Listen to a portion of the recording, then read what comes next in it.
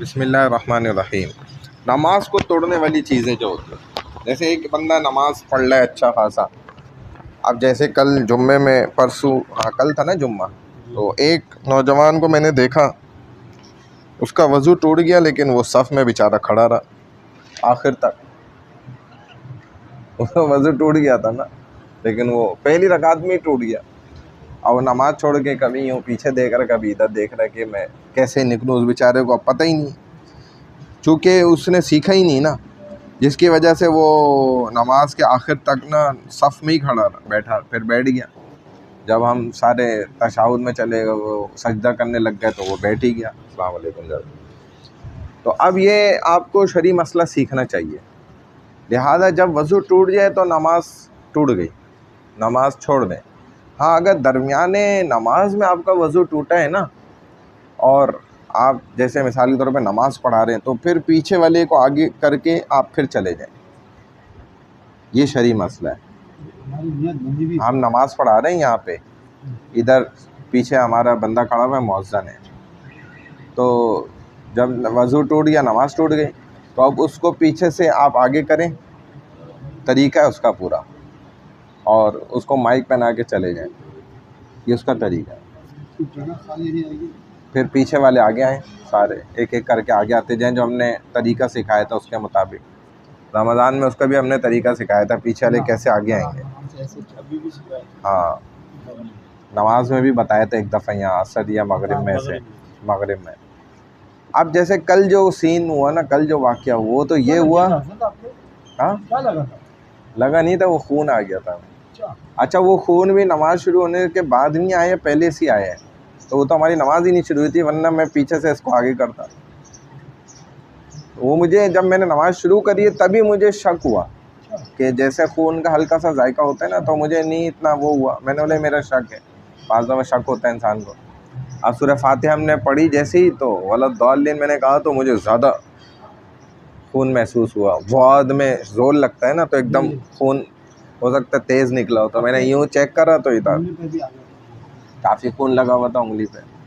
तो मैंने एकदम, फिर चूँकि नमाज शुरू ही नहीं हुई थी, तो मैंने सलाम करके तोड़ दिया, क्योंकि नमाज शुरू ही नहीं हुई थी ना, वरना तो हम पीछे से आगे करते।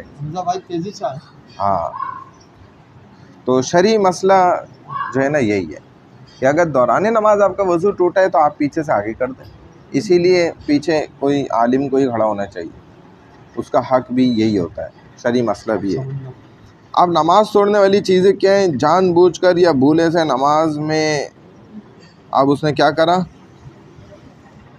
बोल उठा, कोई बात कह दी, जैसे उसने ये कह दिया भाई उई तकलीफ़ हो गई, या उफ हाय, इस तरह भी कह दिया। कोई भी लफ्ज़ उर्दू का कह दिया या किसी और ज़बान का जो अरबी के अलावा है, तो उससे नमाज़ टूट जाएगी। चाहे भूले से करे, चाहे गलती से करे, चाहे तकलीफ़ से करे, किसी भी तरह। नमाज में अकेले भी हो तो टूट जाएगी। आह ऊ ई उफ हाय, ये ज़ोर से कहे तो नमाज ख़त्म हो गई। अलबत्ता जन्नत और दोज़ख को याद करने से दिल भर आया और ज़ोर से आवाज़ या आह या उफ वगैरह भी निकल जाए तो नमाज नहीं टूटेगी। लेकिन ये तो तब होगा ना जब कुरान का तर्जुमा समझता हो। कुरान की आयत पढ़ी जा रही थी जिसमें जहन्नुम का, दोज़ख का, जहन्नुम वालों का तज़किरा चल रहा था, और एकदम जो है ना वो उसका जो है ना दिल भर आया, रोने लग गया, उफ हाँ, या उसकी चीख निकल गई, तो इससे नमाज नहीं टूटेगी। या जन्नत का तज़किरा आ रहा था और वो खुश हो गया, मुस्कुरा गया, लेकिन अगर उसके अलावा हुआ ना, हंसा या कहका मारा, तो नमाज टूट जाएगी, वज़ू भी टूटेगा आवाज़ से, बग़ैर ज़रूरत खखाने और गला साफ़ करने से, जिससे एक आध हर्फ भी पैदा हो जाए। ऐसे करें। अब ये कोई तरीका थोड़ी है भाई, आप आराम से कर लें, आराम से कर लें। वैसे तो कोशिश ये करनी चाहिए नमाज से पहले मिसवाक करे, गला साफ़ कर ले अच्छी तरह ना, साफ़ सुथरा हो के हर चीज़ आ जाए नमाज के लिए। जोर से डकार ले, जमात में हम खड़े हैं, अगर जोर से डकार ली तो गलत है, ऐसे नहीं करना। एक आध हर्फ पैदा हो गया तो नमाज टूट जाएगी। अलबत्ता लाचारी मजबूरी के वक्त खनकाना दुरुस्त है और नमाज नहीं उससे ख़त्म होगी। वालेकुम रहमतुल्लाह। तो सब भाई ठीक ठाक है, मज़े में? हम थोड़ा जम कर सकते हैं। अच्छा बैठो। बुखार से पता नहीं क्या हो रहा है जी, अजीब सी कंडीशन हो रही है। तो अगर जानबूझकर खंकारेगा ना तो इससे क्या होगा, नमाज टूटेगी। लेकिन अगर तकलीफ़ हो रही है, मजबूरी लाचारी से बेचारा खंकारा तो नमाज नहीं टूटेगी। नमाज में छींक आई, उस पर अल्हम्दुलिल्लाह कहा तो नमाज नहीं हो ख़त्म होगी, लेकिन ना कहना चाहिए वाले साहब खैरियत से। और अगर किसी को और को छींक आई और इसने नमाज ही में उस पर कह दिया यरहमुकल्लाह तो नमाज ख़त्म हो गई। यरहमुकल्लाह दूसरे की छींक आने पे उसने बोला, कुरान शरीफ में तो टूट जाएगी। हाँ, कुरान शरीफ में देख देख कर पढ़ने से नमाज टूट जाएगी। आप तरावी पढ़ा रहे हैं, उसने रखा हुआ है छुपा के कुरान। ऐसे भी केस हुए हैं हाँ, अभी हमने खुद देखा कहीं, पता नहीं बांग्लादेश में या किधर, इमाम साहब बाकायदा ऐसे वो ये रखा हुआ है यहाँ करीब, कुरान खुला हुआ है और देख देख के जहाँ वो हाँ हाँ माशाल्लाह इमाम। और अक्सर कई ममालिक में ऐसा है भी, यही बता रहा हूँ, वो पीछे देख कर सुन भी रहे होते हैं। हाँ, देख कर सुन रहे होते हैं। तो लेकिन ये है कि नमाज उससे टूट जाएगी, क्योंकि नमाज के अंदर अगर इसने ये भी देख के पढ़ लिया या समझ लिया तो नमाज टूट जाएगी। नमाज के बाहर की चीज़ को देखकर, नमाज के बाहर वाले बच्चे ने वहाँ से लुकमा दे दिया या इधर पीछे से दे दिया, इमाम चूँकि गलत पढ़ रहा था, इधर जो खड़े थे वो सो रहे थे, उसने यहाँ से लुकमा दिया, इसने भी ले लिया तो भी नमाज टूट जाएगी। अच्छा, जिसने लुकमा दिया फिर टूटे? लिया जिसने, हाँ जिसने दिया वो तो है नहीं ना नमाज में, तो बाहर बच्चा खड़ा खेल रहा है वो तो। लुकमा मतलब गलती आई बता दी, तो जो नमाज उसके साथ नहीं पढ़ रहा तो उसने भले पीछे से बताई। अब ये पीछे तो मुड़ के नहीं देख सकता था कौन बता रहा है, तो अब ये हाँ लुकमा देते हैं ना जब वो नमाज नहीं पढ़ रहा था, यानी कि वो बैठा हुआ था अभी मोबाइल में लगा हुआ था, ऐसा भी होता है। अब गलती आई, उसने फ़ौरन बता दिया और नमाज में नहीं था तो भी नमाज टूट जाएगी। तो वो यही हुआ था ना, बच्चा जो है ना बता रहा था पीछे से आगे वाला सुन नहीं रहा था, उसने एक दफ़ा बताया, दो दफ़ा बताया, तीसरी दफ़ा जब बताया तो वो नहीं सुना उसने ना, हो सकता है किसी वजह से नहीं उसको समझ आ जाए बस। तो बच्चे ने पीछे से बोला, अबे भाई ये नहीं बोल रहे, ये बोल रहा हूँ ये थोड़ी बता रहा हूँ मैं, ये बता रहा हूँ, आप सुन क्यों नहीं रहे? यूँ ही बोला उसने ना। छोटा सा बच्चा था 12 साल, उसे 2 बार एफ्स की उसने तरावी रमज़ान में इमाम साहब को चैलेंज किया, बोला तबारक अल्लाह दिन में आप भी गलती निकाल। अब वो इधर खड़ा था, जैसे गलती वहीं से बोला, नमाज में खड़ा था, छोटे बच्चे थे। हाँ, 2 गलतियाँ निकाली। तो ये बात है, बाज़ बच्चे ऐसे होते हैं ना, वो गलती आ जाए ना तो वो नहीं बर्दाश्त करते, कहते हैं गलती आ ही नहीं सकती, आप गलती कर रहे हैं। इसीलिए हमारे वो इमाम साहब थे, बड़े आलिम थे, वो तरावी पढ़ाते थे, गलतियां बहुत करते थे, तो बच्चे बताते थे, वो नहीं बोलते थे, वो कहते थे नहीं तुम गलत बताते हो, हालांकि वो सही बताते थे। बच्चों ने एक दिन, पुराने ज़माने की बात है, वो रेडियो का ज़माना था, बच्चे लेके आ गए रिकॉर्डिंग वाला रेडियो छुपा के कैसेट लगाई हुई थी, उसमें छुपाया हुआ था उन्होंने, इधर कहीं कपड़ों में या रुमाल में ऑन किया हुआ था। जब गलतियां आई ना तो वो रिकॉर्डिंग हो गई। अब तरावी के बाद उन्होंने बोला कि आप हमेशा हमें कहते हैं ना हम गलत बोल रहे हैं, अभी बंदे जमा करे, उन्होंने बोला कि आप सुनो, देखो ये इन्होंने गलती करी है ना, ये देखें कुरान में है ना गलती, कह रहे हैं ये इसने गलत रिकॉर्ड करा है जब यानी कि एक इंसान ने मानना ही नहीं ना तो आप कुछ भी कर लो, बोले ये रिकॉर्डर ख़राब है, इसने गलत रिकॉर्डिंग करी है सारी तो किसी के सलाम का जवाब दिया, उसने बाहर से बोला भाई इमाम साहब अस्सलाम वालेकुम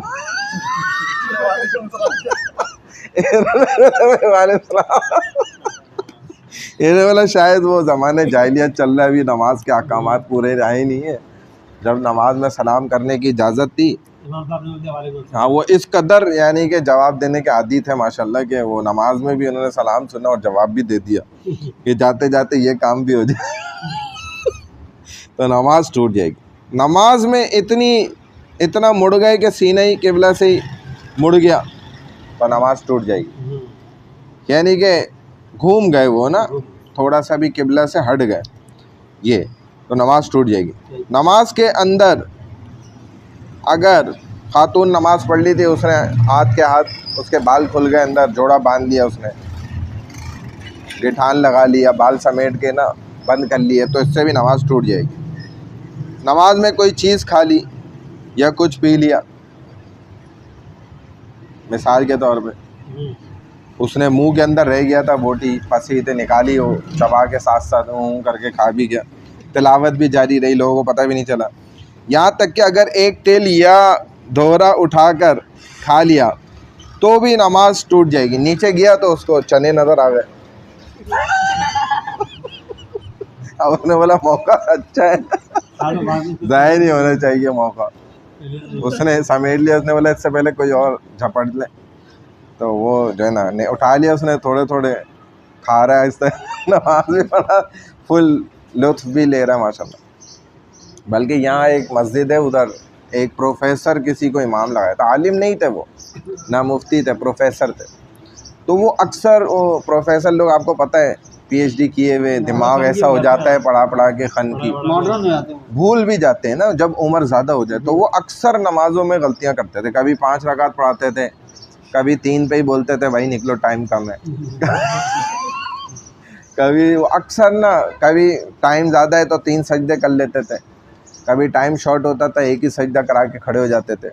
अब लोग पीछे से ज़ाहिर है भरम होते थे, यार ये क्या है, हर दूसरी नमाज में गलतियाँ हो रही हैं, कभी एक सलाम फेर के ही उठ के चले जाते कई उन्होंने माशाल्लाह वाक़यात किए। फिर ईद की, जुम्मे की नमाज में भी बड़े वाक़यात, और वो बड़े अजीब थे। इधर मेंबर पे बैठे हुए बयान कर रहे होते थे ना, तो वो ऐसे ही कहते थे कि जैसे आ गए जो है ना, मिसाल के तौर पे एक नमाजी आ गया, वो कहते थे यार अब्दुल्ला तुम्हें बोला भी था मोटर सही करानी है, बयान करते करते बीच में वो बंदा अभी तक मोटर नहीं सही हुई है, देखो यार ख़राब पड़ी है, आपको कब मैंने बोला था, 6 घंटे गुजर चुके।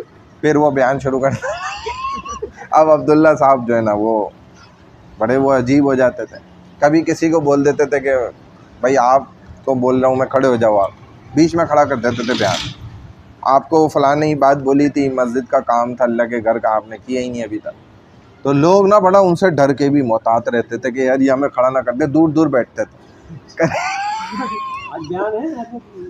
हाँ इंशाल्लाह। एक दफ़ा ईद पढ़ाते हुए उन्होंने गड़बड़ कर दी, ईद की नमाज में वैसे ही, हाँ ठीक है ठीक, जायद तकबीरात होती है ना ईद की नमाज में, वालेकुम, तो अब जायद तकबीरात में वो ज़ाहिर है तकबीरात तो उन्होंने पूरी कर ली, लेकिन रकात भूल गए या कुछ गड़बड़ हो गई। अब वो कहते हैं यूँ सजदे में गए तो आगे से ना पीछे लोगों को देख रहे हैं, मुड़ गए सजदे में से ही देख रहे हैं कि मतलब लोग सही तो है ना पीछे मैंने कहीं कोई गलती कर दी हो तो लोग कुछ चले गए हों या कोई खड़ा हुआ रह गया हो कि भाई ये गलतियां कर दी हैं, उनको शक हो रहा था मैंने शायद पता नहीं ये सही रकात में पढ़ा रहा हूँ गलत तो चेक करने के लिए सजदे में ना पीछे देख रहे थे। अब पीछे से 1-2 बंदा उनको यूं देख सजदे के अंदर ही अब ये नमाज में उनको यूं कि भाई तुम क्यों नमाज में देख रहे तो वो उनको बोल रहे भाई आप क्यों देख जैसे वो 3-4 बंदे नमाज पढ़ा रहे थे ना, अब वो पढ़ते पढ़ते ना एकदम उसको कोई तकलीफ़ हुई ना, लड़के को जो आगे नमाज पढ़ा रहा था। अब उसने बोला यार बहुत तकलीफ़ हो गई मुझे नमाज में बीच में उसने बोला अबे तूने तो नमाज में बात करी तो नमाज टूट गई तेरी, नमाज पढ़ भी रहे और उसको बोल रहे यार तूने तो नमाज में बात कर ली थी तो नमाज टूट गई तो तीसरे लड़के ने बोला कि तूने भी तो बात की तेरी भी तो नमाज टूट गई। फिर चौथे ने बोला कि शुक्र है मैंने किसी से बात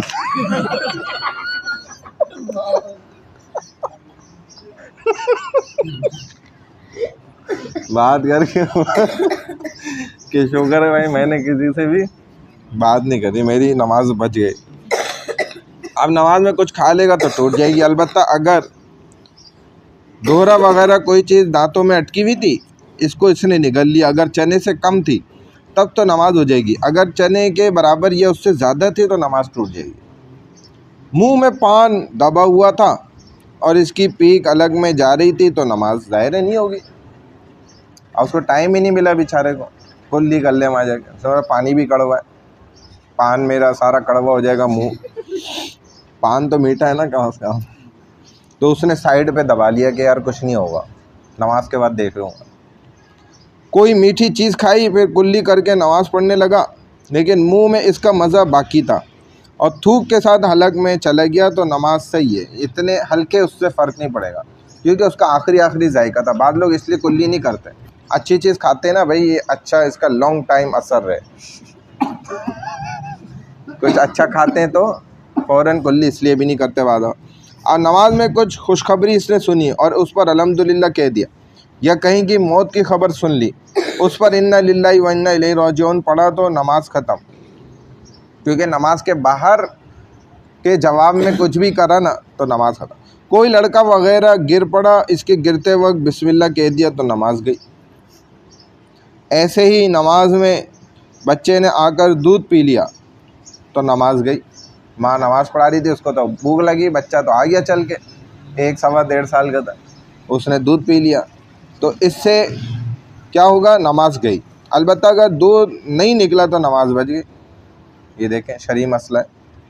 अल्लाहु अकबर कहते वक्त अल्लाह के अलिफ को बढ़ा दिया, जैसे अल्लाह, ये तो बड़ा, इसने तजवीद की भी गलती करी। अल्लाहु कौन बोलता है, कभी भी नहीं ऐसे बोलता, मैंने उसमें मद कर दिया, कहा या अल्लाहु अकबर कहा तो नमाज गई। इसी तरह अगर अकबर की बा को बढ़ा कर पढ़ा और अल्लाहु अकबर कहा तो भी नमाज गई, क्योंकि अल्लाह के लफ्ज़ को तो बिल्कुल ठीक और सही सही पढ़ना है। बहरहाल ये नमाज के तो बड़े मसाइल।